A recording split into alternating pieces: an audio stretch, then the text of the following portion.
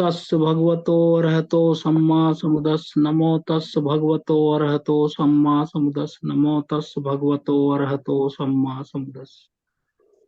तथागत गौतम बुद्ध, भगवान काश्यप बुद्ध से लेकर तनहंकर बुद्ध, सभी बुद्धों को जो सम्यक संबुद्ध हुए लोक कल्याण के लिए, मैं याचना करता हूँ, अंजलिबद्ध याचना करता हूँ कि हमारे पूजनीय भिक्षु संघ और जितने भी हमारे संचालक और यहाँ के उपासक गण, श्रोतागण, वक्तागण, सभी का कल्याण हो, मंगल हो, सब स्वस्थ रहें, निर्वाण की ओर अग्रसर हों, यही मेरी सभी बुद्धों से याचना है।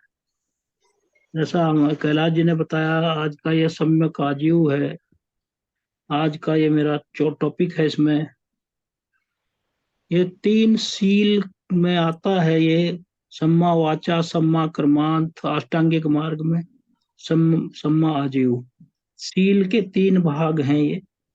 पहले 2 सम्मा दिट्ठी, सम्मा संकल्प हैं, वो विजडम से संबंधित हैं और ये सील से संबंधित हैं।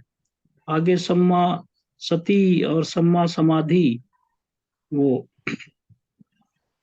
उसमें 2 और इसके हैं, वो समाधि में आते हैं, और जो पहले 2 प्रज्ञा में आते हैं। तो इसमें सम्मा आजीव, सम्मा आजीव में भगवान बुद्ध ने इसको 2 भागों में किया है, उपासकों के लिए और भिक्षुओं के लिए। इसे उपासकों के लिए अलग किया है, भिक्षुओं के लिए अलग किया है।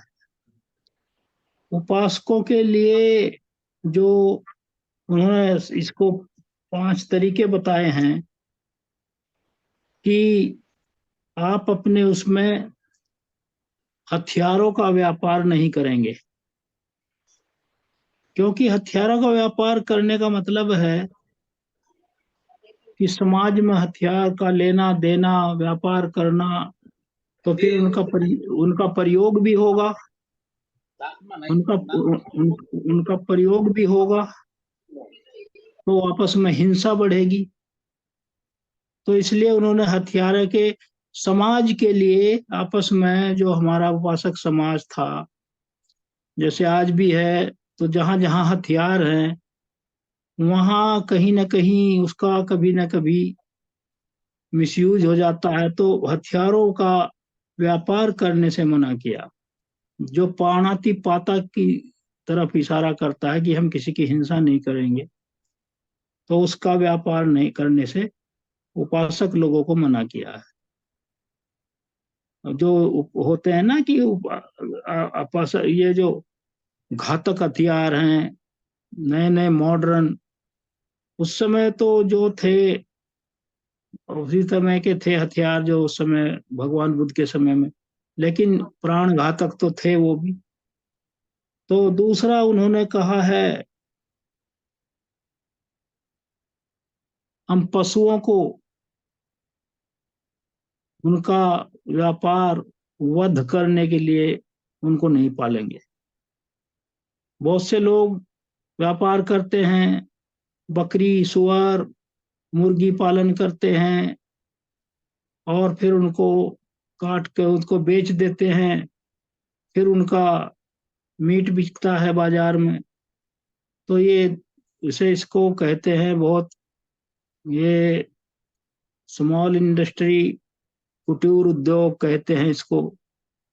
लेकिन ये हत्या के इरादे से वो मारे जाएंगे, वो पालता है, बेचने का जो मतलब है उसका, उससे पैसा मिलता है उसको। लेकिन इससे भी भगवान बुद्ध ने मना किया, क्योंकि किसी निरीह जीव को हम किसी के हाथों में दे दें और वो उसकी हत्या करे, जो भी करे, और फिर अपना उससे व्यापार करे, तो इससे भी मना किया भगवान बुद्ध ने, एनिमल फॉर स्लॉटर। फिर तीसरा है जो ह्यूमन बीइंग्स, ह्यूमन बीइंग्स में जैसे गुलाम बनाकर रखना, बंधुआ मजदूर बनाकर रखना, और इसमें तो महिलाओं को भी शामिल किया है। जैसे वो वुमेन ट्रैफिकिंग करते हैं लोग, उनको वैश्यालयों में बेच देते हैं, भेज देते हैं। ये मानव व्यापार में लोग लगे हैं, छोटे छोटे बच्चों को उठाते हैं, उनको बेच देते हैं, फिर उनके अंग भंग करके दयनीय स्थिति में उनको करके उनसे भीख मंगवाते हैं। तो भगवान बुद्ध ने इस पर रोक लगाई, कहा कि ये जो ह्यूमन बीइंग्स हैं, सभी प्राणी बराबर हैं इस लोक में, सभी जीना चाहते हैं, सभी को मृत्यु से भय लगता है। तो सभी की करुणा करके उन्होंने ये जो हमारे जो सम्मा जीव है, इसको रोका उन्होंने। तो इसमें ये बड़ा इम्पोर्टेंट है आज की डेट में भी। जैसे कहीं से छोटी छोटी लड़कियों को, बच्चों को उठा कर ह्यूमन ट्रैफिकिंग किया जाता है और फिर कहीं दूसरे देश में बेच दिया जाता है। फिर वो गुलामों की तरह उनसे काम करते हैं, उनका यौन शोषण करते हैं। तो इस पर भगवान बुद्ध ने रोक लगाई। फिर उन्होंने कहा कि जो नशीले पदार्थ हैं, उनका आप व्यापार नहीं करेंगे। अफीम है, गांजा है, चरस है, कच्ची शराब है, वही हमारा जो सील है ना, पांचवा, मतलब ये जो पांचवा हमारा सील है, सूरा मेरे मज्ज पमाद अठाना, सूरा मेरे मज्ज पमाद अठाना, फर्मेंटेड डिस्टिल्ड, चाहे कच्ची पक्की। फर्मेंटेड जो आदमी हाथ से निकलता है, डिस्टिल्ड जो आदमी फैक्ट्री से, डिस्टिलरी से बनाता है, या किसी तरह का उस तरह के नशीले चीज, और भी तंबाकू है, बीड़ी सिगरेट है, और ये अफीम है, इस तरह के जो जितने भी नशीले पदार्थ हैं, उनका व्यापार करने से आजीव सम्मा आजीव में, और जो ड्रिंक्स हैं, ये शराब है, किसी भी प्रकार के पेय पदार्थ हैं, वो नशीले नहीं होने चाहिए, बियर है, तो उनसे मना किया भगवान बुद्ध ने। क्योंकि इससे आदमी का बहुत बड़ा पतन होता है। और वो एक भगवान बुद्ध ने कहा है, एक एक जातक कथा है, उसमें भगवान बुद्ध ने बताया कि शराब का शुरुआत कहाँ से हुई थी, कैसे शराब बनी थी शुरू में, तो और किस तरह इसका मतलब उदय हुआ शराब बनने का, नशरी का। तो उसमें बताया कि एक शराबी आदमी जो शराब पी लेता है, उसे यही पता नहीं होता कि अपनी पत्नी में, बेटी में, बहन में वो भेद नहीं कर पाता शराब पीने के बाद। तो इतने इसके मतलब ऐसे अनैतिक परिणाम देखने को मिलते हैं आज भी। समाज की जो अर्थव्यवस्था और समाज जो खत्म हो रहा है, छोटे छोटे बच्चे एडोलसेंस एज में, किशोरावस्था में दारू पी रहे हैं, और कितना फिर उनका सब जीवन नष्ट हो रहा है, ना पढ़ाई कर पाते हैं, ना वो फिर मर जाते हैं थोड़े दिन में लिवर सिरोसिस हो के। तो ये चीजें कितनी भगवान बुद्ध ने जो देखने में लगता है कि बहुत चार पांच ही बताई हैं, लेकिन इनके समाज को स्वस्थ रखने के लिए, समाज में एक उन्नत समाज बनाने के लिए, सभी बच्चों को एजुकेशन सही हो, स्वास्थ्य सही हो, और फिर उसका जब बच्चों का स्वास्थ्य सही होगा, उस समाज का, देश का फिर भला होगा। तो ये बातें उनसे कनेक्ट हैं। और फिर आगे पॉइजन है, जहरीले चीजों का कोई व्यापार नहीं करेंगे। जहर देकर मार दिया किसी को, किसी के जानवर को दे दिया जहर, वो मार दिया, तो ये पॉइजन का जो है, पॉइजनस चीजों का, जहरीले पदार्थों का व्यापार नहीं करेंगे। तो इन चीजों पे भगवान बुद्ध ने ये उपासकों के लिए बताया है, ये हैं।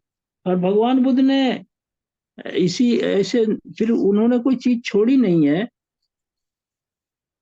तो उन्होंने फिर इसके लिए भिक्षुओं के लिए भी कहा है, जो भिक्षु संघ है, क्योंकि ये तो उपासक हैं।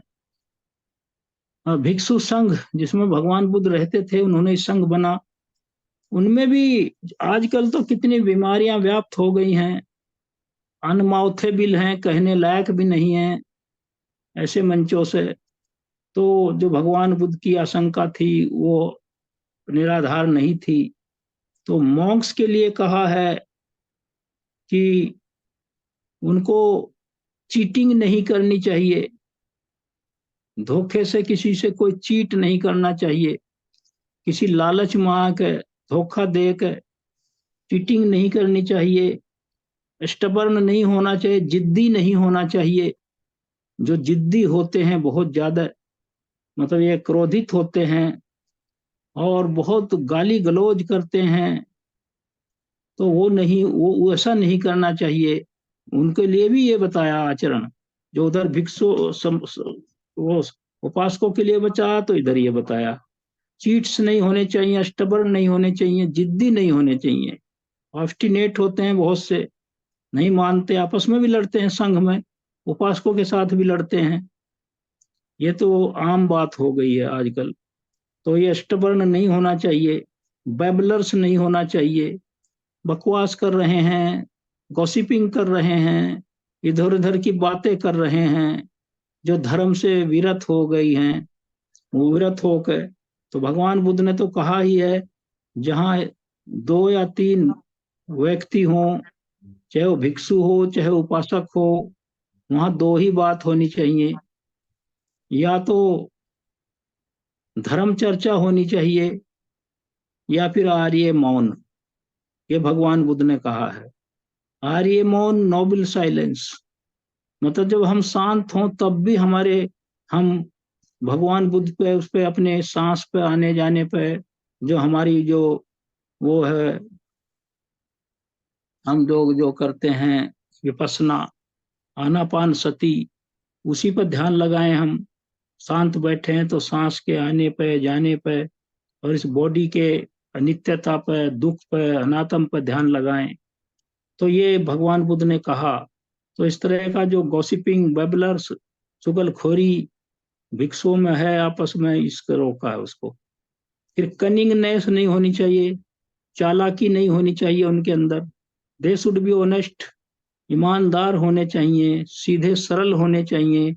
उनके सारे जो आश्रव हैं और जितने सारी हैं वो समाप्त हो जानी चाहिए। इस तरह का उनको त्याग कर देना चाहिए उनको। उन्होंने कहा, living home I gave up, जब मैंने घर छोड़ा था मैंने सब कुछ छोड़ दिया। All evils words and acts, चाहे वो जो बुराइयां हों, चाहे वो मुंह से बोलने की हो, चाहे शरीर से करने की हो। प्योर वाज माई लिवलीहुड, और मेरी जो आजीविका थी वो विशुद्ध थी। ये भगवान बुद्ध ने कहा है, घर छोड़ते सब मैंने सब कुछ छोड़ दिया, चाहे वो जितनी बुराइयां हों, जो मुंह से की जाने वाले हों, शब्दों से अपशब्द हों, गालियां हों, या निंदा हो, प्रशंसा, कुछ भी हो, एंड एक्ट्स, शरीर से की जाने वाले जितने भी हैं वो भी सब छोड़ दिए मैंने, भगवान बुद्ध ने कहा है इसमें। फिर प्योर वाज माई लिवलीहुड, और मेरी आजीविका बिल्कुल प्योर थी, शुद्ध थी। फिर पैशनेट नहीं होना चाहिए भिक्षुओं को, कहीं संवेग में नहीं आना चाहिए, किसी चीज की तरफ आकर्षित होकर पैशनेट हो जाए, वो कामुक हो जाए। मतलब यह है, उनके अंदर कोई पैशन नहीं होना चाहिए, किसी चीज के गुलाम नहीं होने चाहिए। जो पैशन आ जाता है, किसी तरफ आकर्षण बढ़ जाता है, चाहे वो भौतिक हो, शारीरिक हो, मानसिक हो, इस तरह का हो, इसमें पैशनेट नहीं होना चाहिए उनके पास। मतलब ये सब कुछ हो पैशनेट। जैसे उसमें एक भिक्षु थे, कितना मतलब ये वो था, इसमें समाज में क्या क्या कहा है भगवान बुद्ध ने। एक भिक्षु थे, वो अपना भोजन, मतलब जो दोपहर का भोजन है, वो निकले थे, उसे फिर भोजन के बाद, खाने के बाद अपने विहार में जा रहे थे वो, निवास स्थान की ओर। तो रास्ते में बहुत तालाब थे उन दिनों, तो उसमें फूल खिले हुए थे, कमल के फूल खिले थे, जो खिलते हैं बड़े बड़े, तो वहां वो खुशबू फैल रही थी। तो उस कमल के फूल को जाकर सूंघने लगा, ना उसने हाथ लगाया ना तोड़ा, लेकिन सूंघने लगा उसको वो। तभी आवाज आई, आप चोर हैं। तो उसके बाद उसने देखा चारों तरफ, क्योंकि 12 बज रहे थे, 12 दोपहर के खाने के बाद वापस आ रहा था। चारों तरफ देखा कि कौन कह रहा चोर, किसे कह रहा, वो समझ नहीं पाया। तो उसने सोचा कोई कह रहा होगा किसी को, उसे फिर उसी को सूंघने लगा। फिर उन्होंने जो वहां यक्ष थे, जो वृक्ष देवता मतलब यह है, तो उसने फिर और थोड़ा सा क्लियर करके कहा, आप गंध चोर हैं।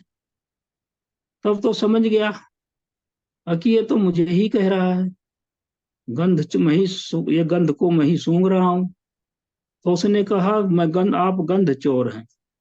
फिर उसने कहा कि आप कौन हैं, थोड़ा सा सामने आइए। फिर वो देवता प्रकट हो गया। उसने कहा कि आप मुझे चोर कह रहे हैं, कि हाँ, आप अदिन्ना दाना कर रहे हैं, बिना दी हुई चीज ले रहे हैं आप। और गंध माला से भगवान बुद्ध ने वैसे भी मना किया, आपके 10 सील जो है उसमें माला, गंध, उबटन, लेपन, उस सील का भी आप उल्लंघन कर रहे हैं। 2 सीलों का उल्लंघन कर रहे हैं। एक तो अदिन्ना दाना है, बिना दी हुई चीज है, ये चोरी की श्रेणी में आती है। और एक आप उस सील का कर रहे हैं कि आप अपने को सुखी रखने के लिए, प्रसन्न रहने के लिए आप गंध सूंघ रहे हैं। तो उसने कहा, बहुत बहुत साधुवाद आपको, आपने मेरे सील की मुझे याद दिला दी। और अगर भविष्य में मैं इसी तरह का कोई फिर उल्लंघन करूं, तो कृपा करके मुझे इसी तरह सचेत करते रहना। उस भिक्षु ने कहा, उस वृक्ष देवता ने कहा, यक्ष ने कहा, सीलों का पालन करना स्वयं उपासक या भिक्षु दोनों का खुद का स्वयं की जिम्मेदारी है। माइंडफुल रह कर, और मतलब यह सजग रह कर, सावधान रह कर। मैं आपका कोई दैनिक वेतन भोगी कर्मचारी नहीं हूं, जो आपके साथ साथ रहूंगा और आपको हर जगह टोकता रहूंगा। ये आपका काम है, ये मेरी ड्यूटी नहीं है। भगवान बुद्ध ने आप सबको बताया कि जो शिक्षा वो देते हैं, उसका वो सिर्फ शिक्षक है, इसलिए उसका पालन करना सभी का, उनके अनुयायियों का अपना दायित्व है। ये उस देवता ने कहा। तो वो आगे भिक्षु चला गया। तो इस तरह की बात है। इसी तरह जब लालच में पड़ जाता सम्मा आजीव, और किसी तरफ हमारा पैशन बढ़ जाता है। एक भिक्षु थे, तो एक चीवर था, अच्छे कलर का था, और थोड़ा मुलायम था, सॉफ्ट था, रेशमी टाइप का। उसे दान में मिला था कहीं। तो उस चीवर को बहुत चाहता था वो। जब भी कहीं भोजन दान जात होता था, या कोई ऐसे बड़े अवसर पर किसी बड़े घरों में, वहां से इनविटेशन मिलता था, आमंत्रण मिलता था भोजन का, तो उसे पहन के जाता था वो। उसको रिजर्व रखता था ऐसी, मतलब यह है, जो अवसरों के लिए। तो उसमें उसकी आसक्ति थी। बाकी वो मतलब यह है, सारे सब पूरा कर चुका था अपने पारमिताएं जितनी एक अरहत के लिए होती हैं। लेकिन उसमें सिर्फ उस चीवर के प्रति लगाव था उसका। शेष कोई ऐसा उसके अंदर दुर्व्यसन व्यसन नहीं था।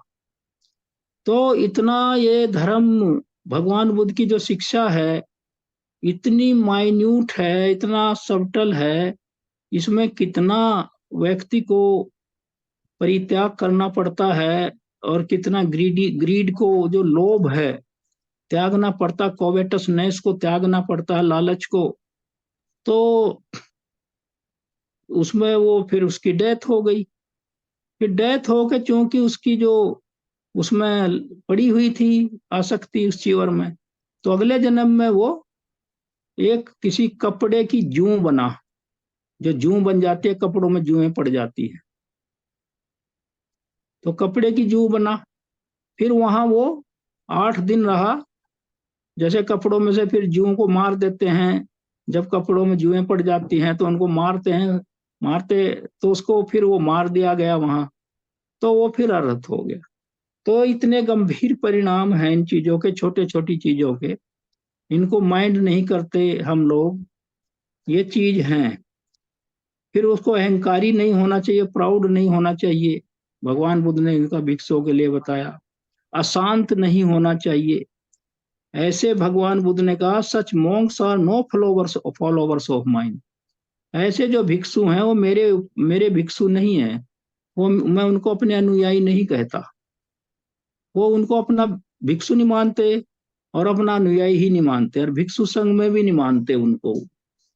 तो ये सम्मा आजीव में फिर और भी बातें उन्होंने कही हैं, जैसे दवा देना, कोई करते हैं आजकल भिक्षु, ये बाम है, ये दवा दे रहे, भोजन पे गए हैं, ये दगा लेना, उस वो इसलिए करते हैं, उनको तो फ्री में मिलता है वो। जो हमारा जो चौथा जो है ना उनका, हमारा जो हम भिक्षुओं को देते हैं 4 परतः, एक तो चीवर देते हैं, एक भोजन देते हैं, एक आवास का स्थान देते हैं, और एक उनको दवा के लिए जिसको कहते हैं वो सब लेप गंध, और इसके लिए दवाओं के लिए कुछ दवाइयां देते हैं कुछ। तो वो चौथे परते में आता, तो वो तो उपासक फ्री में ही देंगे उनको। लेकिन वो जब कहीं भोजन दान पर जाएंगे आगे, तो वहां जाकर उसे देंगे, ये दवा है, कोई बीमार हो रहा उस घर में, ये लगा लो, फिर वो इसलिए से एंगल से देंगे कि मुझे दान ज्यादा मिलेगा। फिर वो ये कभी कभी कहेंगे मुझे तो इतना ज्ञान प्राप्त हो गया, या नहीं भी कहेंगे, उसको अंदर एक अहंकार आ जाए कि मैं तो कुछ स्टेज अचीव कर ली है मैंने, और मैं फिर वो कहने लगा किसी को बुखार हो रहा, उसको वहां कुछ अपना सूत्रपाठ करके या कुछ करके पानी रख के सामने, फिर कहेंगे पानी इसको पिला दो, इसका बुखार उतर जाएगा, भूत प्रेत भाग जाएंगे, या ये ठीक हो जाएगा। जो भी एक औपचारिक तरीके हैं किसी बीमारी के या की बाधा दूर करने के शारीरिक, तो वो भी भगवान बुद्ध ने मना किया। फिर वो जब ऐसा करेगा किसी बच्चे के लिए, किसी पारिवारिक सदस्य के लिए, तो आदमी का एक स्वभाव है कि वो फिर कृतज्ञता फील करता है, कि इन्होंने देखो हमारे लिए पूजा करी है, हमें एक उपाय बताया है हमारे बच्चे को या परिवार के सदस्य को एक दुख से निकालने के लिए, तो फिर वो दान ज्यादा देते हैं। तो इससे भी भगवान बुद्ध ने मना किया है। और ये कहते हैं कि मुझे कुछ वो ऐसा भविष्यवाणी करने लगे, आगे चलकर आपका बच्चा ये बड़ा बड़ा अधिकारी बनेगा, या आगे चल के उसका हाथ देखने लगे, उसका माथा देखने लगे, शरीर के लक्षण देखने लगे, हाथों की लकीरें देखने लगे, और उनको बता कर भविष्यवाणियां करने लगे भिक्षु लोग। और फिर वो फिर दान मिलेगा, और फिर उसका सम्मान बढ़ेगा वहां, और फिर वो रोज बुलाएंगे उसको, जब भी बुखार हो गया, कोई प्रॉब्लम हो गई, बच्चे का रिजल्ट आया है, हाँ उसने ऐसा कहा था, देखिए फर्स्ट आ गया है, नौकरी लग गई, तो वो इस तरह उसमें भिक्षु अपना मुख्य उद्देश्य छोड़ के उधर भटक जाता है। तो सम्मा आजीव उसमें फिर वो उसी को वो उसमें फंस जाता है, वो दलदल में फंस जाता है उसमें। फिर वो घर जिस चीज के लिए उसने घर छोड़ा था, तो उससे भी बदतर स्थिति को पहुंच जाता है वो। इससे अच्छा तो घर में रहता, वहां सम्मा जीव करता, अपने परिवार को पालता, मेहनत करता, खेती करता, नौकरी करता। लेकिन यहाँ तो बहुत मिसअंडरस्टैंडिंग में फंस गया, और उल्टा ऐसे कर्म कर रहा है जो वहां घर पर रह के ना करता। तो भिक्षुओं के लिए इस तरह के बातें भगवान बुद्ध ने कहा है, धम्म विनय, डॉक्ट्रिन एंड डिसिप्लिन में बातें कही हैं इन्होंने। ये उसमें विनय पिटक में भी सब लिखा है, क्योंकि भिक्षुओं के 227 सील हैं, उन सीलों का, और जो भिक्षुओं के 311 हैं, उपासकों के तो 5 ही सील हैं, और उपासक अष्टसील का भी पालन कर सकते हैं, वो तो अपने उस पर हैं, जो उपोषित रखते हैं अष्टसील का भी पालन कर सकते हैं। तो ये सम्मा जीव में आज का, तो भिक्षुओं के जो बारे में भी बताया, उपासकों के बारे में भी बताया, और उन्होंने कहा कि ना तो किसी को चीटिंग करेंगे, ना षड्यंत्र करेंगे, ना कोई लाभ की वो करेंगे, जैसे मैंने कहा लालच में या सम्मान पाने के लिए, मतलब ये है कि बहुत सम्मान होगा भाई, वो भिक्षु बहुत ही विद्वान है, 2-4 सूत्र पढ़ लिए, उनको रोज कहने लगे जाकर, जैसे कोई मतलब यह है पुरोहित करते हैं, शादी ब्याह में जाकर शादियां करा रहे हैं, वरदान दे रहे हैं, आशीर्वाद दे रहे हैं, फिर बदले में पैसे मिल रहे हैं, अच्छा खाना मिल रहा है, और क्या क्या वो मिल रहे हैं, मिठाई मिल रही है, और जितने भी आदमी के जो दैनिक जीवन की वस्तुएं मिल रही हैं। तो इन चीजों से भगवान बुद्ध ने सबको मना किया है, भिक्षुओं को भी। उन्होंने तो भगवान बुद्ध का तो देखिए चारों तरफ से उन्होंने बांधा सिगालवाद सूत्र में, उन्होंने सारी बातें बताई हैं, किस तरह का आचरण करना चाहिए, क्या करना चाहिए। उन्होंने फिर राजा को भी कहा है कि राजा को, उस समय के राजाओं की बात कर रहे हैं हम लोग, कि राजा को एक धार्मिक तरह से शासन करना चाहिए, उसको जनता पे 10 राज धर्म बताए हैं, एक राजा के 10 राज धर्म हैं, उस पर उनको रहना चाहिए।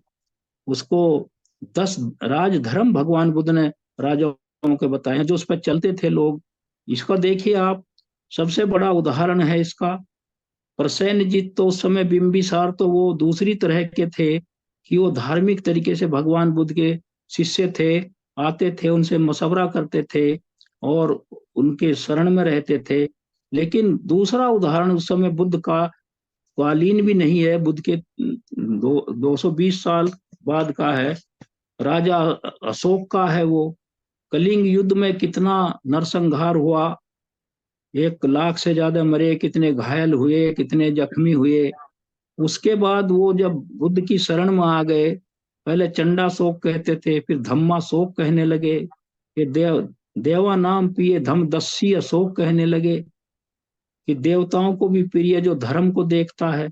उस अशोक की जिंदगी आज, वो अगर अशोक ना होता, आज संसार में, पूरी दुनिया में भगवान बुद्ध का धर्म ना होता। क्योंकि उन्होंने 84,000 स्तूप जो उत्कीर्ण कराए, शिला लेखों पे, गुहा लेखों पे, स्तंभ लेखों पे, बड़ी बड़ी चट्टानों पे करा के वो बनवाए, जो आज तक मिटे नहीं हैं। तो वो धर्म में शरण में आकर सम्यक आजीविका की वो करके, आचरण करके अशोक महान हो गए। जब तक ये लोक रहेगा, अशोक का नाम रहेगा। तो ये कितना बड़ा परिवर्तन है और उदाहरण है इसमें भगवान बुद्ध के जो हमारी शिक्षाएं हैं। तो इस तरह सोचा जाए कि एक सम्यक आजीविका और राजधर्म पर चलने का कितना है। तो जेनरोसिटी इन गिविंग, उन्होंने कहा कि दान उसका होना चाहिए, शील होना चाहिए, परित्याग होना चाहिए, समाजीव होना चाहिए, और उसके अंदर कोई अहंकार नहीं होना चाहिए, तप होना चाहिए, वो ध्यान पूजा भी करता हो, क्रोधित नहीं होना चाहिए, और उसको हिंसा नहीं करनी चाहिए, और उसको शांत रहना चाहिए, शांति जिसको शांत जैसे कहते हैं, और उसको किसी का विरोध नहीं करना चाहिए। ये जातक कथाओं में भी है, 260वां जातक है, ये पढ़ भी सकते हैं आप। तो मतलब ये है, ये सब चीजें हैं। और उसमें छंद नहीं होना चाहिए, कामराग नहीं होना चाहिए, उसमें दोष नहीं होना चाहिए, उसमें भय नहीं होना चाहिए, उसमें मोह नहीं होना चाहिए। ये व्यक्तिगत उसकी योग्यताएं बताई हैं भगवान बुद्ध ने। और वो 10 राज धर्म है जो मैंने बताए, राजाओं को भी उन्होंने, ऐसा नहीं है, भगवान बुद्ध की जो शिक्षाएं हैं, भगवान बुद्ध की जो धर्म है, ये धर्म नहीं है, ये जीवन को जीने का, दुखों का अंत करने का विशुद्ध मार्ग है। और इसमें नैतिकता और शील को, आचरण को सबसे हाईएस्ट दर्जा दिया गया है। इतना बड़ा दर्जा दिया गया है इसे, कि जो शायद किसी भगवान से भी बड़ा दर्जा दिया है इसको, जो हमारा नैतिकता को और हमारी जो मोरलिटी को, एथिकल नैतिकता और हमारा आचरण, इसको भगवान बुद्ध ने, और ये तो उसका आधार है, शील तो आधार है धर्म का। तो ये इस तरह का है। और अगर कोई, ये धर्म नहीं है, वे ऑफ लाइफ है, सभी का, आप लोग भी कहते हैं इसको। लेकिन अगर इसको धर्म कहा जाए, तो धर्मों, सभी धर्मों का भी धर्म है, सबसे ऊंचा धर्म है ये। क्योंकि इसमें नैतिकता पर ही आधारित है ये। इसमें अनैतिकता का एक स्पॉट, जिसको कहते हैं टाइनिएस्ट स्पॉट, एक स्पेक जिसको कहते हैं, जरा सा सुई की नोक से किसी काले रंग स्याही में डुबो के सुई की नोक में और किसी उस पर लगाया जाए, उससे कितना छोटा स्पॉट पड़ेगा और वो छोटा दिखाई भी नहीं देगा। इतना भी अनैतिकता इसमें अलाउड नहीं है। तो ये बता रहा हूं आपको। तो ये ऐसा धर्म है जो बिना, ये ब्लेमलेस है, स्पॉटलेस है, प्योर जिसको कहते हैं। अरे प्योरिटी ऑफ माइंड ही तो है ये। जब प्योरिटी ऑफ माइंड हो जाएगा, तो जब मन से जो करेंगे वही हम बोलेंगे, वही शरीर से करेंगे। तो हमारे जो तीनों फैकल्टी हैं, ये हमारी माइंड, माउथ और बॉडी, ये जो माइंड से हम having willed one acts through body mouth and mind, ये तो मैं चेतना को ही कर्म कहता हूं। तो ये तो धर्मों का भी धर्म है, अगर इस दृष्टिकोण से देखा जाए। इसमें कहीं भी इस तरह की कोई भी रिस्पाइट जिसको कहते हैं गुंजाइश नहीं है, रिप्रीव नहीं है, इतनी मुमानियत नहीं है। अरे जाओ छोड़ो, हो गया, ऐसा तो हो जाता है, ये इसमें लेस मात्र भी अलाउड नहीं। इतना ये स्ट्रिक्टली प्रोक्लेम्ड धर्म है। तो ये चीज है, सम्मा आजीव हो, सम्मा वाचा हो, सम्मा कर्मांत हो, अरे सम्मा आजीव, ये तीन स्तंभ हैं आचरण को ठीक करने के दैनिक जीवन में। अगर इनको तीनों पे कंट्रोल कर ले, तो इनसे ही सारी चीज फॉलो करेंगी। फिर विजडम भी आ जाएगी, दान भी आ जाएगा, समाधि भी आ जाएगी, और प्रज्ञा भी आ जाएगी। सील, ये सील आधार है, फाउंडेशन है।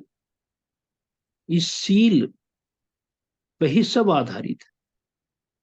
सील तो एक आधार है, बेस है।